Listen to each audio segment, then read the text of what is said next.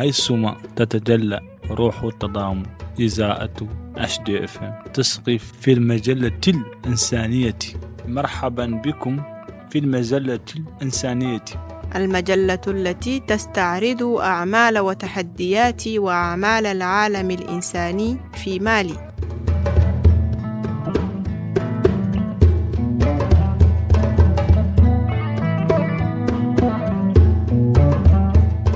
أعزائي المستمعين، أعزائي المستمعات، أسعد الله أوقاتكم ومرحبا بكم في النشرة الإنسانية من إذاعة الإنسانية والتنمية HDFM. حلقة الليلة مخصصة لتقرير مكتب تنسيق الشؤون الإنسانية وتشاء مالي لشهري فبراير ومارس عام 2026 ميلادي. عناوين النشرة: مهمة ميدانية لمنسقة الإنسانية، تمويل الاستجابة لعام 2026، تعزيز قدرات الفاعلين الإنسانيين، حماية الطفولة، الوصول إلى السكان الأكثر صعوبة، دعم الطفولة المبكرة، إنعاش سبل العيش، تمكين المرأة، وتعبئة الصليب الأحمر المالي.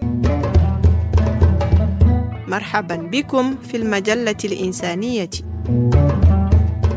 الشهر الأول للمنسقة الإنسانية من المنبر إلى الميدان. وصلت المنسقة الإنسانية الجديدة السيدة حناء سنغاري حمدي إلى مالي في 4 فبراير لعام 2026 ميلادي، وسارعت إلى العمل تحت شعار الاستماع والفهم والعمل. وفي 5 فبراير شاركت في إطلاق خطة الاستجابة الإنسانية لعام 2026 بحضور وزير الصحة والتنمية الاجتماعية، وتم إطلاق نداء لجميع 577 ألف مليون دولار لتلبية الاحتياجات العاجلة. وفي 24 و 25 فبراير زارت مبتي والتقت بالنازحين داخليا في عدة مواقع، لا سيما في مبتي وسارما، مع تركيز خاص على النساء والأطفال.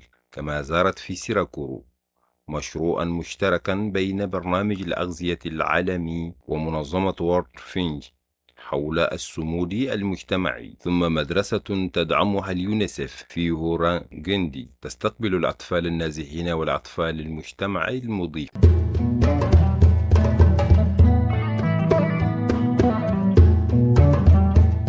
زارت أيضا المراكز الشاملة بمستشفى مبتي الجهوي المدعوم من صندوق الأمم المتحدة للسكان، والذي يقدم رعاية متكاملة للناجيات والناجين من العنف العالمي على النوع الاجتماعي. وسجل المركز في عام 2005 338 حالة عنف، منها 37 تقريبا عنف جنسي مرتبطة بالنزاع. وفي 4 و5 مارس توجهت إلى جو في موقع كونغو جامو، حيث تحاورت مع النازحين واللاجئين. الخلاصة: هذه الزيارة مكنتها من وضع وجود على أرقام العزمة الإنسانية والتذكير بالأساس صون الكرامة الإنسانية وإبقاء الأمل حيا. التمويل الإنساني لعام 2026: احتياجات هائلة وموارد لا تزال محدودة. يذكر التقرير بواقع مقلق: حتى 31 مارس لعام 2026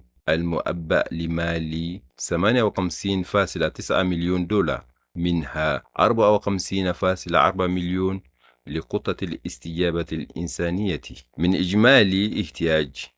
إجمال احتياج قدرة 577.9 مليون دولار، لم تغطى سوى 9.4 نسبة مئويا، مما يترك أكثر من 523 مليون دولار غير ممولة. النتيجة مستوى تغطية غير كاف أبدا أمام حجم الاحتياجات الإنسانية. مجموعة الفاو والمواد غير الغذائية تعزز قدرات شركائها في ظل أزمة مستمرة يحتاج فيها أكثر من 6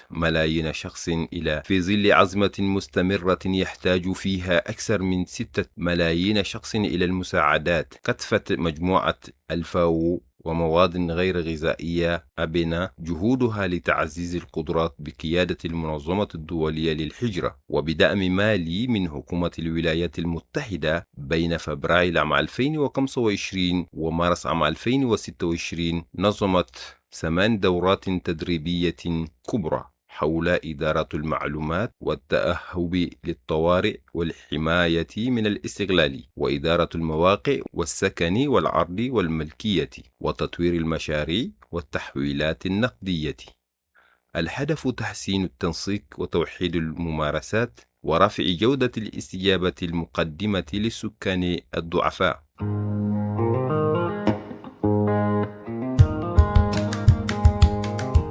هم في الميدان كل يوم بعيدين عن الأدواء ولكن قريبين من القلوب يوم مع آمل إنساني. تسليط الضوء على أولئك الذين يغيرون الحياة في هذه الزاوية يوم مع فاعل الإنسان.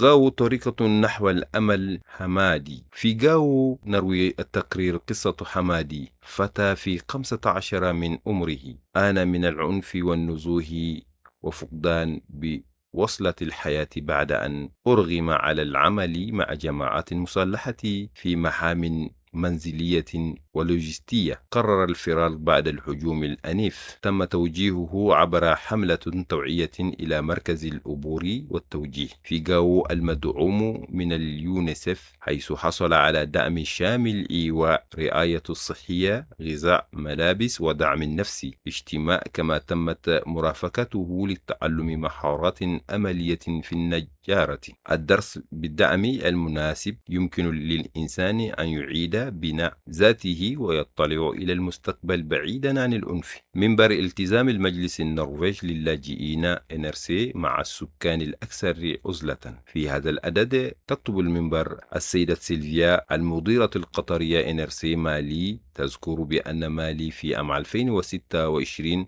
لا تزال تواجه عزمة إنسانية مؤكدة. لا تزال تواجه عزمة إنسانية مؤكدة، انعدام الأمن، نزوح واسع، واحتياجات متزايدة. وأمام صعوبات الوصول وتراجع التمويل، يؤكد NRC أولوية واضحة البقاء حيث تكون الاحتياجات أكثر إلحاحا والوصول إلى السكان الأكثر حشاشة، حتى في المناطق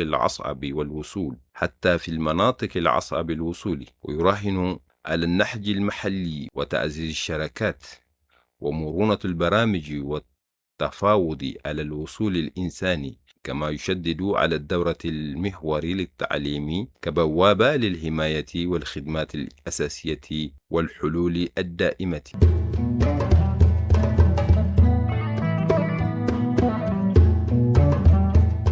جويلا بلان انترناشونال تدعم 49 مركزا للتنمية الطفولة المبكرة. في مناطق جويلا يصل وصول الأطفال الصغار إلى خدمات متكاملة محدودا، وتواجه مراكز تنمية الطفولة المبكر CDP صعوبات خاصة في التغذية والتحجيزات. يومين 17 و 18 فبراير عام 2026 دعمت بلان انترناشونال مالي 49 مركزا شريكا وصلت إلى 2,250,000 طفل عبر توزيع مواد غذائية وحزم غير غذائي. شملت الحصص حليبا ودخنا وزيتا وسكرا ومقرونة إلى جانب المعدات النظافة ورعاية الأطفال. الهدف تحسين الوضع التغذية للأطفال وظروف الاستقبال في المراكز وبيئة التعلم. هورونغيديس ماشية صغيرة لدعم النازحين. في هورونغيندي بلدية سكرة ولاية مبتي نظم نشاط لدعم سبل العيش للنازحين داخليا ضمن مشروع الصمود والتمكين. نفذته منظمة عام صاد بالشراكة مع NRC بتمويل النرويج، واستفادت منه 70 نازحا حصلوا على 210 رؤوس من الماشية الصغيرة و210 أكياسا. الهدف إعادة تشغيل أنشطة الأسر النازحة الاقتصادية وتحسين ظروف معيشتها تدريجيا وتعزيز التماسك الاجتماعي بين المجتمعات المضيفة والنازحة.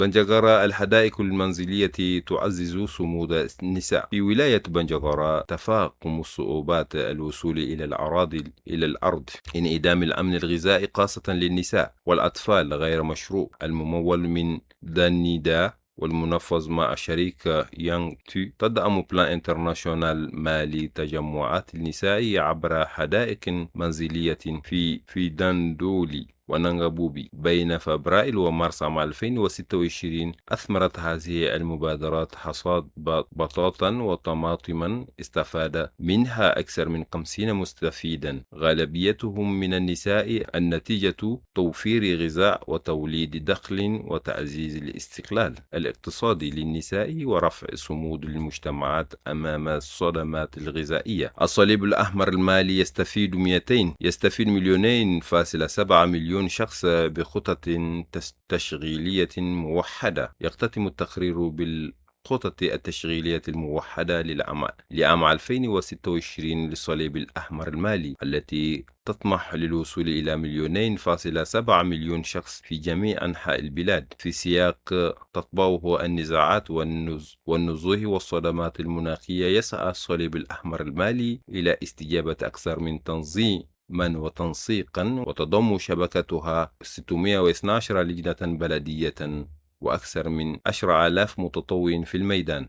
الأهداف المعلنة: 930,000 شخص للتأهب المجتمعي والإغاثة، 608,000 للبرامج المناخية والبيئية، 483 للصحة والزفاف، 159,000 للهجرة والنزوح، 366,000 للقيم الإنسانية والاندماج، 200,000 تقريبا للعمليات الطوارئ. الرسالة الأساسية: بدون دعم معزز لهذه الخطط الموحدة قد يبقى أكثر من مليون شخص بدون مساعدة أمام الأزمات التي تضرب مالي. أعزائي المستمعين، عزيزاتي المستمعات، كانت هذه نشرتكم الإنسانية الخاصة تقريرا أوتشا مالي فبراير مارس عام 2026. من خلال هذه المحاورة رأينا وضعا إنسانيا لا يزال مقلقا، لكن أيضا استجابات عملية: القرب من السكان المتضررين، الحاجة الملحة إلى التمويل، تعزيز القدرات الفاعلين،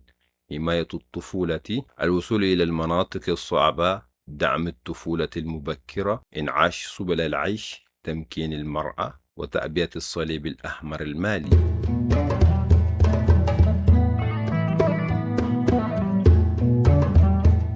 شكرا لوفائكم لإذاعة الإنسانية والتنمية HDFM صوت المجتمعات في قلب العمل الإنساني.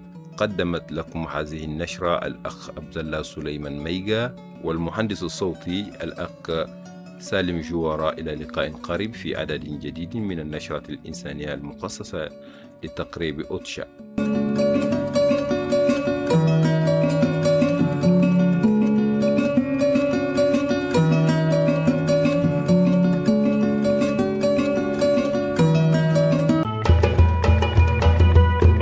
حيثما تتجلى روح التضامن، إذاعة HDFM تسقي في المجلة الإنسانية.